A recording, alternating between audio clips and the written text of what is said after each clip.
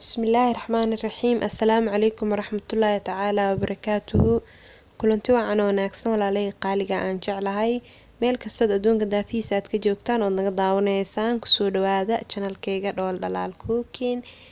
Haddii Allah awood lagu qadaro insha Allah maxaan hagaajisanaynaa maantay mushaarid ayaan baybiga u hagaajinaynaa. Waxyaabaha aan ka samayn doono maxaa ka mid ah oo halkan aan kusoo diyaarsaday. Lows ayaan halkan ku haysanaa waan soo fiiqay halkanna maxaan ku haysanaa soor diyaarsan waaye. Soorta galleyda laga sameeyo qof walba wuu yaqaanaa. Sidoo kale inta maxaan ku haysanaa baasta waaye xoogaa ah inta qiyaas ah waxaas kaloo baastada ka koreeyna waa boorash intaas ayaa boorashka iga hartay waa iskaga daraa insha Allah. Halkan maxaan ku haystaa misir waaye misirtaas maalin waan soo geliyay anigoo ka hagaajinayo baybiga u hagaajinayo insha Allah waan soo geliyay oo qudaar ku hagaajinayo sidoo kale maxaan ku shiidanaynaa makiinadaas ayaan ku shiidanaynaa oo birta cabitaanka la socoto waxyaabaha qalalan loogu talagalay in lagu shiido ayaan ku shiideynaa insha Allah qayb ayaan u shiideynaa waan isku dardareynaa insha Allah gurigaaga ku sameyso si fudud wixii aad heli kartane ku darso insha Allah. Asxaabay haddana maxaan soo qaadnay makiinadii in yar ayaan kusoo shubnay waa ujeediin waa baastadii boorashka intii yarayd lowskii ayaan isku shubnay qiyaas ayaad u shiideysaa marba qayb ayaad shiideysaa marba qayb ayaad shiideysaa sidaas ayaad ku wadeysaa insha Allah 3 mar ama 2 mar ayaad ku celineysaa si ay u noqoto budo maasha Allah oo aysan waxba kaaga yeelanin markaan soo shiidno ayaa inoo balan insha Allah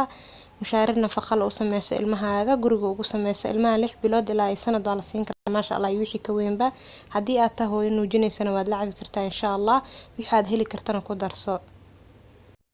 maasha Allah tabaarakallah asxaabteeda qaaliga markii aan soo shiidanay sidaas quruxda badan ayay noogu soo baxday uma baahnid inaad banaanka aado oo makiinad aad geyso oo qarash ku bixiso waad soo gadanaysaa waxyaabaha aad u baahan tahay inaad ka hagaajiso mushaarid gurigaaga ku sameyso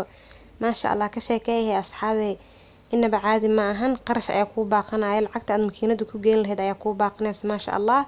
baybigaagana waxa aad taqaanid ayaad isku dardartay oo siisay maasha Allah waxyaabaha dhibaya ka reeb waxyaabaha u wanaagsan aad is leedahay cunuga ma dhibaayana ugu dar maasha Allah inaad supermarket ka soo gadan waad kaga maarmaysaa gurigaaga ku hagaajiso waad u karinaysaa caano ayaad ugu dareysaa sidaas ayaa ku siinaysaa maasha Allah haddii aad tahay hooyo nuujinaysana sidoo kale aad ayay ku anfacaysaa sidaas oo kale guriga ugu sameyso salbuka ku darso maasha Allah salbukada naaska caanaha hooyada aad ayay u badisaa nafaqana way tahay maasha Allah aniga hadda ma ku darin way iga maqneed intii ii tiile aan isku hagaajiyay birta aan ku shiidana waan idin tusay qof walba gurigiisa u yaalaa makiinada cabitaanka la socotaa waxyaabaha qalalan ayaa lagu shiitaa maasha Allah sidaas ay la soconaysiin asxaabteeda qaaliga ka faa'iideysta video waa daawan doontiin insha Allah like ta naga xaasidnina share ta nagu qabta insha Allah wixii comment iyo ducaan hoos noogu reeba subscribe na sii insha Allah gambaleelka sii taabsi muuqaalada ay isku dhaafin jisaaka la khayr dhamaantiin ayaan idin leeyahay sida quruxda badan oo aad ii caawisaan oo ii garab istaagtaan sidaas iyo nabadiina wassalaamu calaykum waraxmatullaahi tacaala wabarakaatuhu.